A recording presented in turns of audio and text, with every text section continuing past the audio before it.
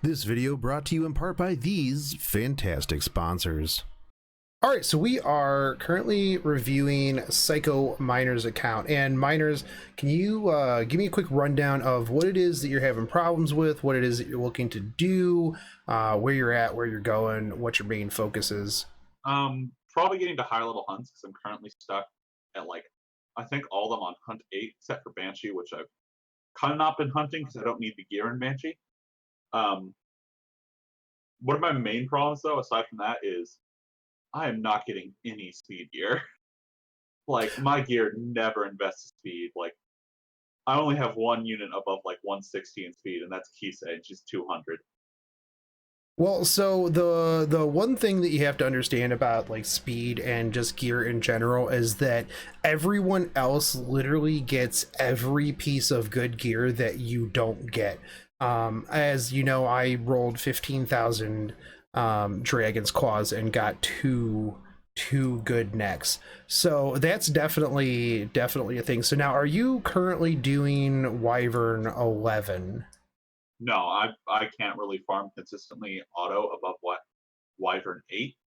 I think the highest I think I've done Wyvern 9 and 10, but I need to raise my Angie. I've been trying to get gear for her, and then was gonna raise her up because um I have her, and I have I think an extra 2 copies of her, so I can imprint her and make her that much Okay. more I useful. mean, her effect resist imprint is nice for the rest of the team, but her imprint doesn't really do too much for herself, so I wouldn't worry too much about that. But the 2 imprints, the 2 other copies, is nice mostly because she's 4 stars, so that's 2 dogs that you don't have to worry about now. So just taking a look at this, initially you pretty much have 4 of the characters that you're going to need for Wyvern 11. Seaside Belle has effectively replaced a lot of Lunas in Wyvern 11 currently, just due to her S2, her S3 increase, like putting a ton of buffs on there. If you run Seaside Belle and Dizzy, you're going to have more than enough debuffs onto Wyvern to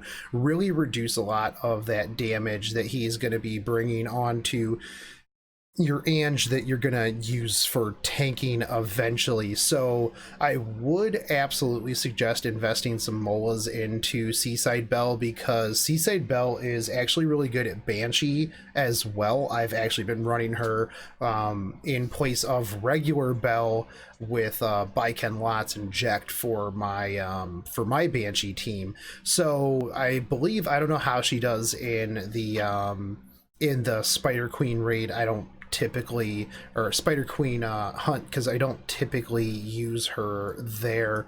But speaking of raids, how are you doing in raids? Um, that's the thing, is I've had some trouble with raids, and I haven't been good at doing my um thing consistently. Oftentimes that I will find myself forgetting about Labyrinth until it's time for me to go to bed, and then I'll hop into Labyrinth real quick just to go check the shop on Labyrinth before I log So off. are you doing the check the shop and then yield out so you don't use up your entry ticket? Um, Usually if I've done a raid, yes, but if that's the only thing I go into that day, I just leave it because I'm gonna regen that 1 compass anyways when the day's over.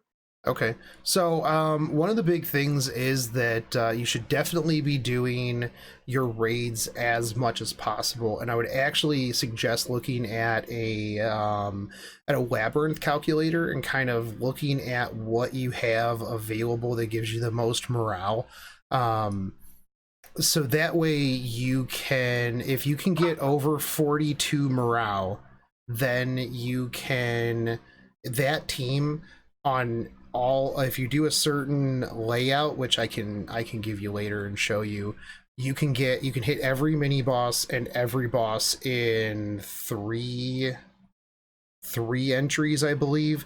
which will give you extra tokens at the end of the week to clear out other things. The reason why you want to hit all the mini bosses is because that's going to be giving you, that's going to have the chance to give you rings, as well as additional favors of the queen, as well as additional currency out of there. So that's going to be a really big boon, because, you know, accessories are usually a little bit harder to get.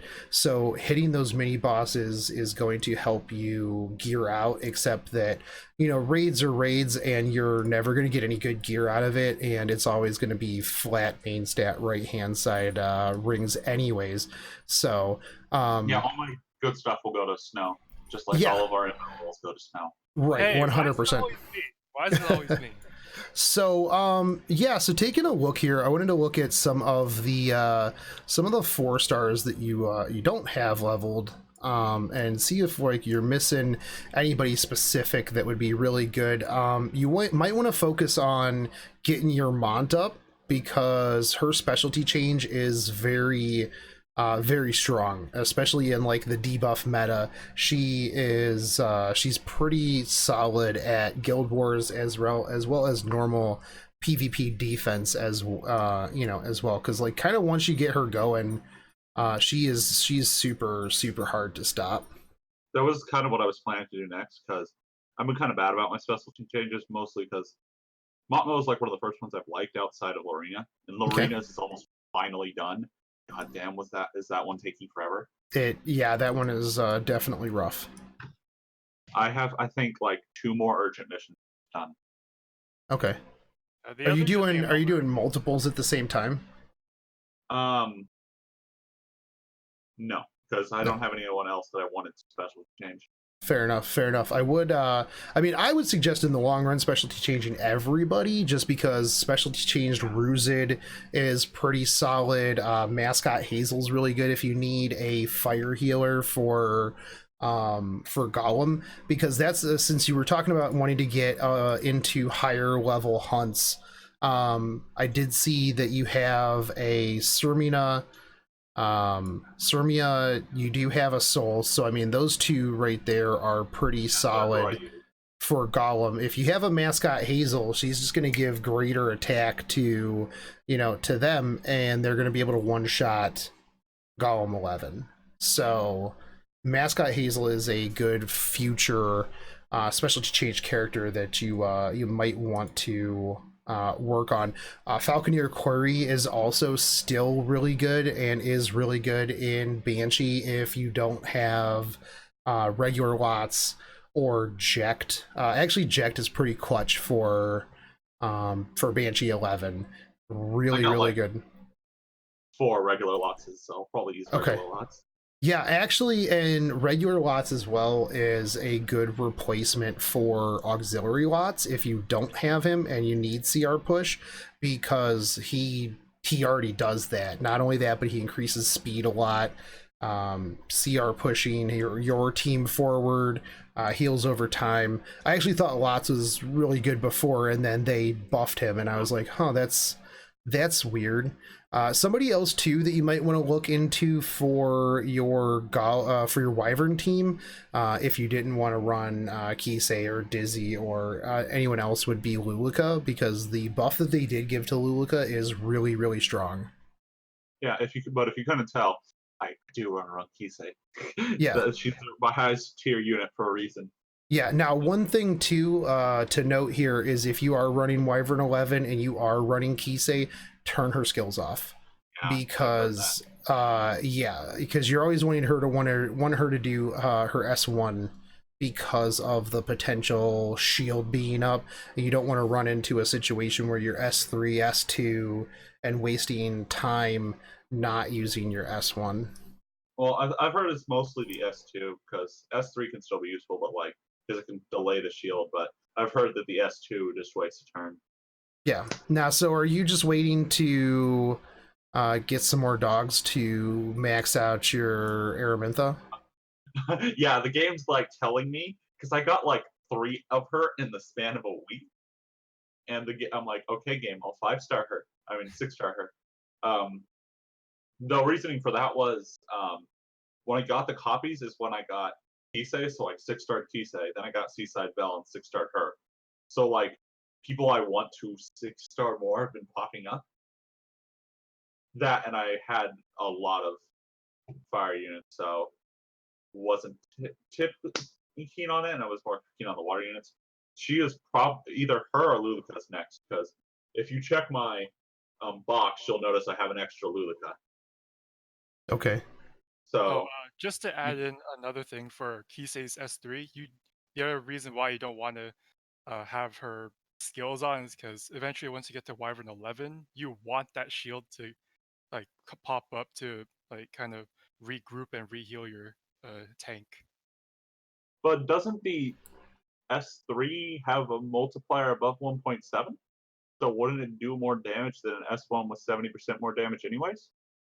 Well, like it doesn't really benefit you in the long run because like remember like Wyvern 11's hitting 3 times each and increasing that damage each time it's doing that. So Yeah. eventually like that just outweighs the damage output. At least from my experience. I think it's mostly the S2 because the S2 is a waste because it doesn't help. It definitely is. So one thing I'm noticing here, miners, is that you don't really have too much in the way of like level 85 purple gear, and I'm wondering if you are you purchasing it though out of the shop when it comes out, when it comes up, definitely. if you do resets. Like, okay, I've gotten nothing but garbage rolls. so like, one thing that I would suggest is, even if like where you're at currently with your gear, with your level, with your units, stuff like that, is even if like let's say you get a right side piece that is blue or green and doesn't have like the most optimal substats, but it has a main stat that you really want, like boots with speed or something like that. Having that extra main stat usually will just outweigh whatever it is that you have that's like 51 at the moment that might have a little bit better substats, because you're going to get a lot more. The jump from even like 70s into 85 is a huge jump when you're talking like right side stats. Yeah, the main thing is like I do buy those when I see them. The game's not nice to me. Yeah, no, I mean I get that. Now, I think I have a bunch of. If you've noticed, there's a bunch of level gear that's like level 40 and stuff. Because like, yeah, that's all that the game will give me that has good stats. Like I cry every time I'm in like Wyvern 9 or Wyvern 10, and then I drop it drops like amazing substats, but it's a level 40 gear. And I'm why must you do this? So one thing too that you can do is do you craft your higher your abyss trait cause? Okay, still not getting anything good. Yeah, I was at 1,000 earlier this week. Oh wow. And just it'd be interesting to see kind of like what it is that you were picking up, because it seems like you're just kind of dumping your 85 stuff that even if you crafted it. Well, that's because like a large majority of my lower stuff does usually get burned, but I do it at the beginning of the week when I'm crafting using the alchemist steeple to craft some charms. That's why you see a bunch of like lower level purple gear. The other stuff, I do usually trash it if it doesn't have any good substats, which is most of them. Yeah. So I mean, like I said though earlier, is that sometimes maybe let's say it has a 1 even 2 flat substats. What I would typically do is get it to like 9, and then if the stats are still really bad, like let's say all of them went into flat, then I would just literally feed that into another piece that I am trying to level up, because a lot of times there's I believe you lose out on just a small amount of XP after you switch it and feed it to something else. So while That's something I you think worth looking into. Just seeing, yeah like, just calculating how much EXP you put in and how much EXP you get when you shove it into something else, because yeah that's a number I really need to check. yeah, and it's something that I haven't really looked like super hard into. I just know that usually I go, okay, cool, this is at 9. Okay, these like these last 3 were garbage. Let me just feed this to something else that I want to try out.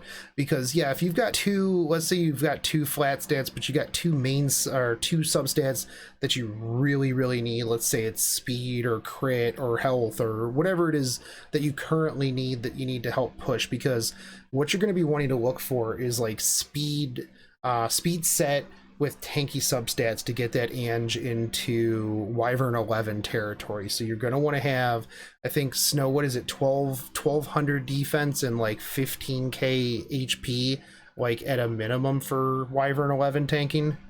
I always give the range of 1,000 to 1,200. Anywhere in between that, you have a good defense, and getting 15k to 16k HP would be the sweet spot.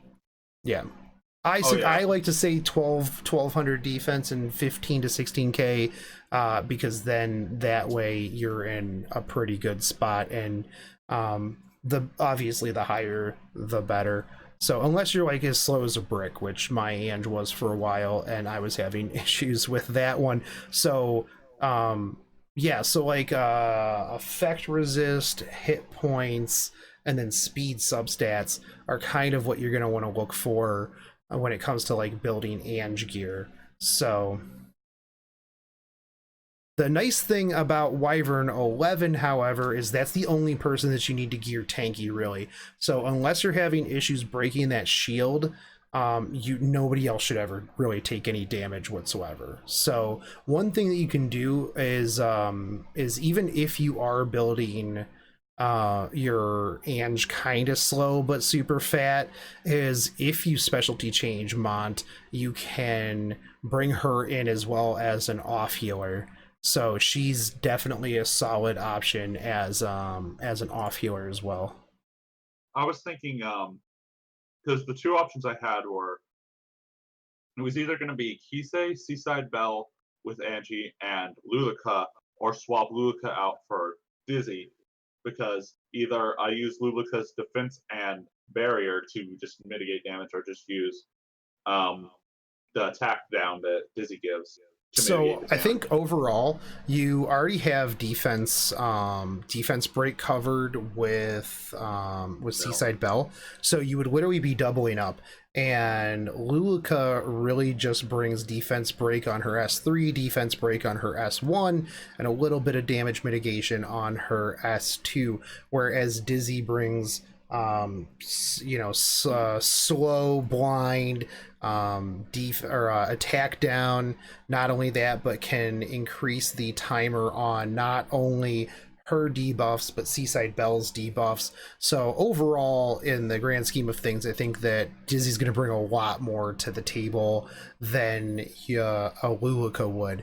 And actually, I'm pretty sure that your team would be perfectly fine, even on the lower end, because you have all of those debuffs. So as long as your effectiveness is good enough to land everything onto Wyvern, you should really have not much of a problem getting that down. Not only that, but you have defense break. You also have target the Song of Stars basically on Seaside Belle as well, which is just going to increase your damage even further. The other thing is, like, I need to, my Dizzy is tragically under geared, because the second I was never getting any gear for her, and the second I started getting gear that would be good for her, it was when I got Kisei, and the gear that was to be good for her, the speed effect, the speed stuff. I all put it on Kisei because I wanted to level Kisei more. If I remember correctly, I saw that Dizzy on Lifesteal.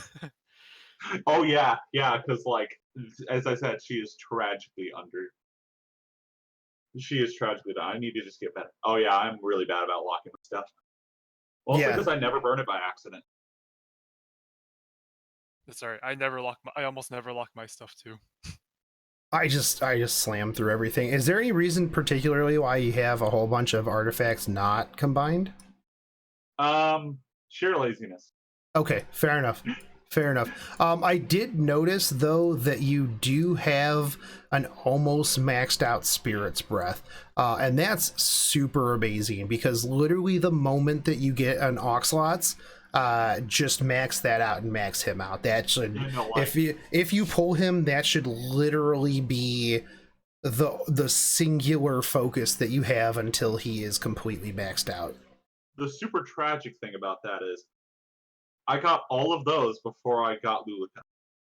I mean, to be fair though, out of that banner, Spirit's Breath was the real prize. Luluka now is actually pretty solid after the buffs, but Spirit's Breath, a maxed Spirit's Breath is absolutely ridiculous on auxiliary lots. So yes, that is. You I don't have at the ML 4 stars. Yeah, but I mean, now you should be able to pull him eventually. So, but like I said, like once you do, that is somebody who you should super focus on. Now, tag heals is something that you're going to want to focus on if and when you're trying to push PvP a little bit. Realistically, I remember like when I first started playing, I was like, who would ever need like opening souls in the game? Like, this is dumb. This is a dumb artifact. And then I like started PvP and I was like, oh wow, that artifact is stupid. That's stupid good. You can just soul burn right out of the gate in PvP. Yeah. So definitely want to limit break one of those eventually, but I feel like at this moment you need to get your PvE squared away before you worry too much about the PvE. I haven't burned any copies of the ancient text. Those are all the copies I've ever gotten, and I've gotten like 1 million copies of Water's Origin. Yeah. Oh, dang, look at all those Daydream Jokers. Look at all those Daydream Jokers. Broken, it's on Kisei. I need to limit break another one and throw it on Soul because I was waiting for a free weekend to do that. Yeah, definitely, because that's actually going to be something that's really going to help out with a raid team.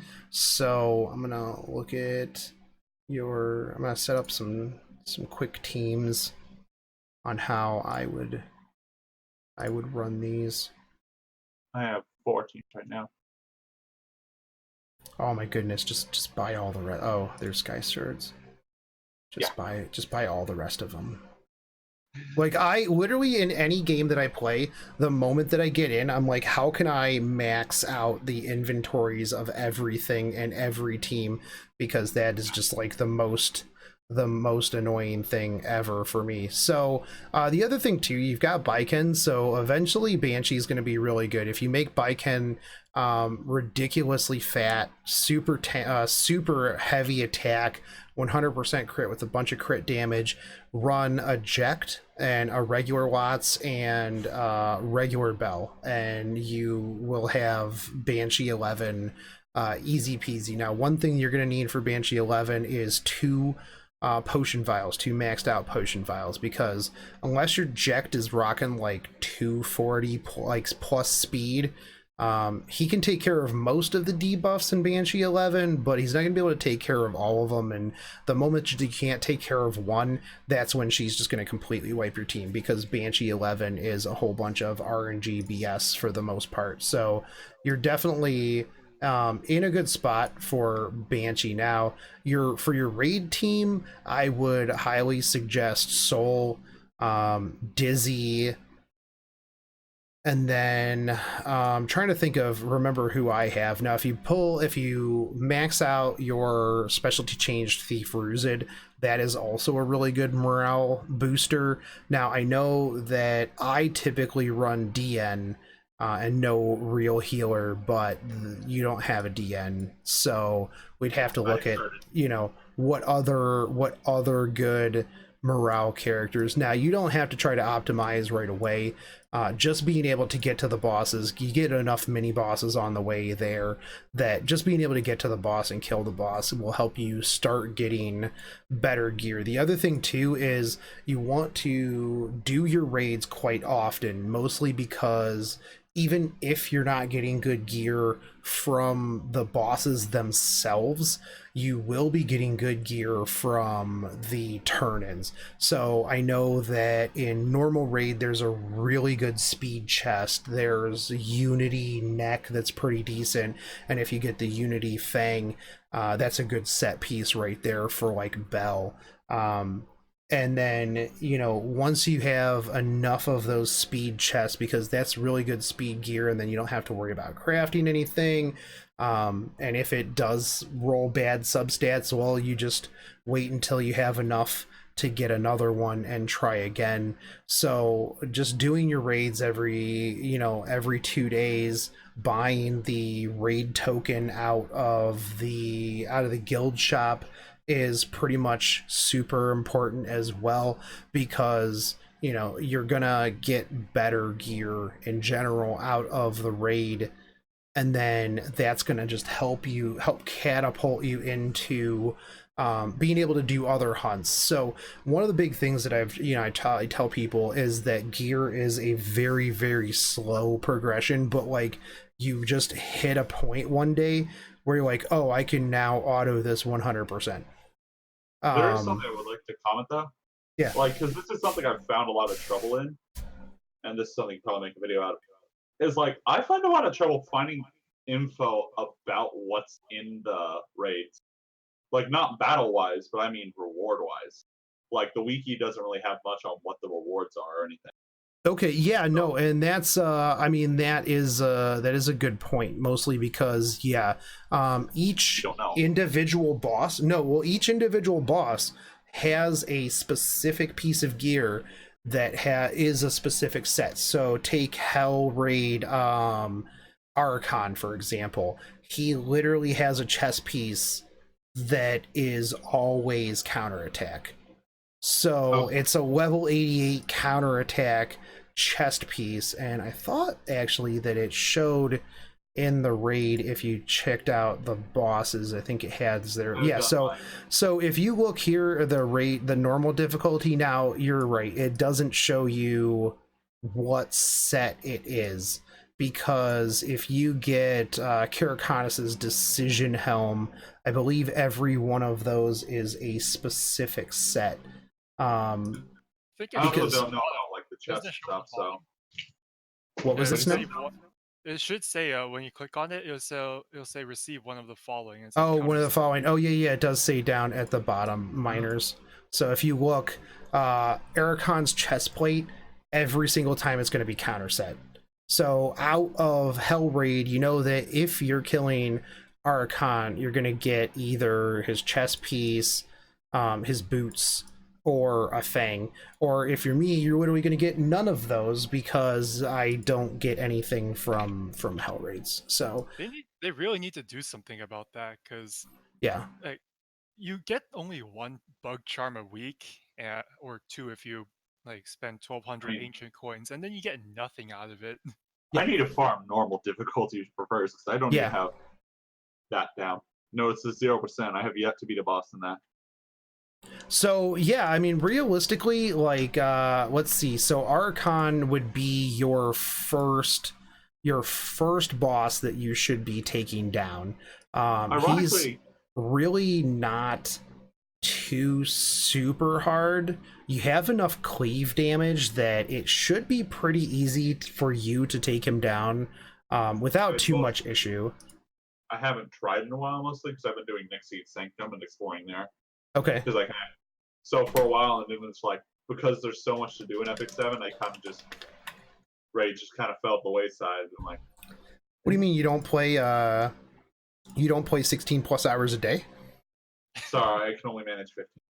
Oh, okay. Well, I guess I'll give you a pass this time. But so if Devour Archon is going to be your first boss, then you are up against a Dark Warrior with 2 fire spiders in the front, which literally you can just bring your pretty much your wyvern team. Actually, so what I would do is I would actually bring double bells.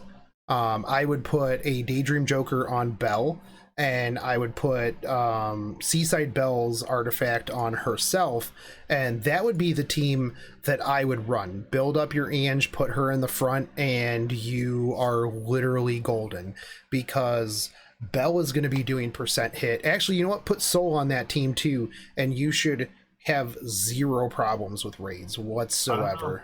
I'm the only one seeing this, but like the top half of the screen is super blurred. Oh, there it goes. Like the top half of the screen share was super blurred for a second. Oh, weird. But he should be my third. He should be my fourth thing, because probably just so I would do Ange, Bell, and then either Dizzy or Soul. Okay. As long as you have Probably some Dizzy. AoE on that battle, you should be fine. Yeah. Dizzy trivializes a lot of content just because of all the debuffs that she does, and realistically, if you bring regular Bell, you have the percent hit, percent health of the boss to, you know, to kind of cover up with you know, what Soul would be bringing. And if you bring Seaside Bell, you have other additional debuffs, and you also have defense break on that. So overall, that you got a lot of bases covered in that team. You just need to get that Ange leveled up. That's going to be a big boon for you. Yeah. Yeah, 100%. You're going to want to, like, and like I said, getting your initial raid out of the way is going to really help getting those Queen's favors, because you are going to be getting a lot more speed chests. That's literally the first. I would literally buy nothing but speed chests from the raid shop until you have like really good speed chests on everybody that you need speed on, which is pretty much everybody. And so that would be what I would focus on. The other thing too that you might want to focus on in the future, once you can start doing Banshee and once you can start doing crit sets, is maxing out your Challenger Dom, because C-Dom can just one-shot, like, just, it doesn't matter what it is. You just bring a stacked C-Dom and she'll just one-shot it. Yeah. I was planning on bringing, like, she was one of the ones I've been meaning to 6-star, but like every time I'm about to 6-star her, then I'll pull someone, then I'll get Kisei, then I'll get Seaside Bell. I'm like, but I want to do these more. So my one to level my waifus has often gone in the way of me leveling C-Dom, even though she is waifu too. Gotcha. But I mean, you do, so it should be pretty easy for you to mostly to get a lot of to level up dogs pretty quick. You got a lot of really good farmers. Seaside Bell is a really good farmer. Regular Bell is a super good farmer. Even Dizzy's a pretty good farmer. If you ever 6-star out Araminta, she's a good farmer. Kayron's a pretty okay farmer. You have a lot of good farm potential. I would work on making sure that whenever you're doing like side stories or grinding or farming, that you're always bringing like a yellow dog, a blue dog, and a fodder, or a yellow dog, a blue dog, and a character that you're trying to level up. For the most part, I just typically feed penguins to whoever I'm trying to level up, so that way I don't have to put them in my team, and I can just bring dogs, because that's going to be one of your pretty much your most important things. Yeah, I've been like, I had a lot of trouble like having a unit that could solo things. So Seaside Bell probably can do that now that she's at like 50k CP. Yeah. But the thing is, like, the second I got her, I realized I'm in an event where I don't feel like farming a lot because the currency has no shop for me to spend it in. So I'm like, that's true. Yeah, no, this side story was kind of weird, but I would definitely, yeah, arguably just better than a shop. Like, it cost on a Skystone, sure, but he gave 2 Terra dogs. Cool. That's amazing. Yeah. He gave dust too. yeah. But okay, so pretty much overall, I do think that you're in a good spot. We talked a bit about what it is that you need to do to get to those next levels of hunts, and just probably your priority right now. That is, just stop everything you're doing, get your Ange up, and that will unlock the vast majority of the content for you. Now, once you hop into the raids, I don't know if you know the raid mechanics or anything like that, but I do have videos on those, so you can just go check those out or just ask, and I'll walk you through those. But yeah, once you get Ange done, you should be able to move forward in Wyvern. For the time being, though, I would just suggest, if you want to blow a little bit of your energy, go and just do 9 and then craft what you can, buy whatever you can out of the shop if it is halfway decent. Afterwards, just focus on some of those other characters. Like I said, you don't really need Banshee right now. Banshee's kind of like a future thing after you've got your sets together. So really right now, Ange is kind of the thing that is gonna just hold you back from moving forward. Where are you at on Abyss? You're on I'm at 10. 454. I probably could get higher. I have like 10 things I haven't done in a while. I probably get higher. Because I wanted to just like get everything leveled and blow through it all in one day. Yeah, well, I mean, the thing is like, so on 455, you're gonna get 3 Mole Gorgos, which is huge. Yeah. All of this lifesteal set is good for things like Commander Arena. I mean, realistically, you could put this on a bunch of different people depending on how it rolls, because even though it's lifesteal set, if you want to put it on an attacker, like if you wanted to switch and put it on to, if it rolled pretty decent in the way of like speed substats, switching out your gear onto Seaside Bell just for that extra DPS might not be bad for the time being. I'm not a big I don't feel that you ever have to be locked into a specific set unless you need it for a certain reason, like obviously an Oxlots or somebody like who needs to be fast needs a full speed set. But if you can get more overall stats out of like a really good piece of offset gear, then having a broken set is infinitely better than gimping your substats for a small minor increase. But yeah, when you get to 459, you get 4 gold transmit stones and a bunch of sky stones and stuff like that. Plus you have Dizzy, which literally trivializes like the entirety of Abyss. Somebody else That was too. actually why I got stuck.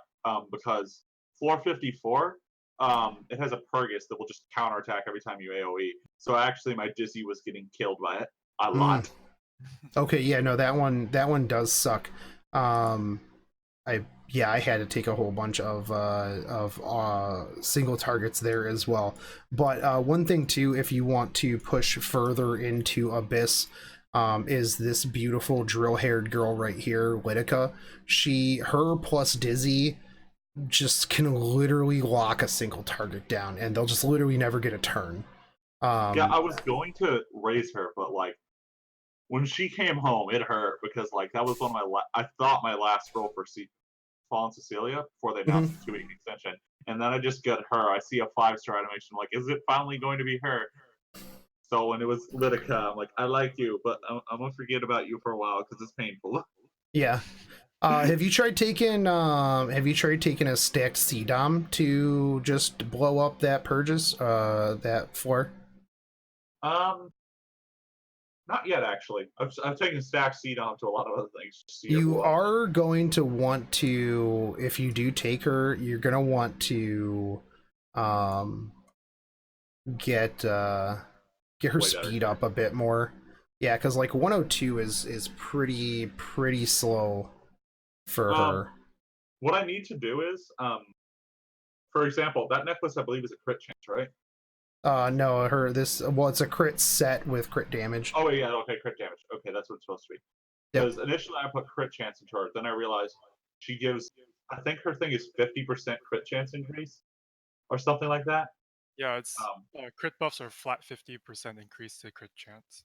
yeah, Yep. so I plan to rebuild her and worry way less about crit chance, get her to just like 50%, and Yep. then just so I can focus down on everything else. Yeah. Because I don't that if she's fast, she'll get off her crit chance buff again before she loses. Right, and I And mean if- realistically, if you stack enough crit damage, there isn't a need for a second turn. Yeah, that's the plan with her. The main thing for me is like I have a lot of plans for these characters. The game's just like, oh, you want gear? Here's wrong gear. Yeah. I asked for this gear. Why did I get this gear? That's Yep. basically what the game's told me constantly. Yeah, and unfortunately, that is pretty much just how that goes. Even when you wail on energy refills, doesn't necessarily mean that that you are going to get what you need. But are there any closing questions, miners?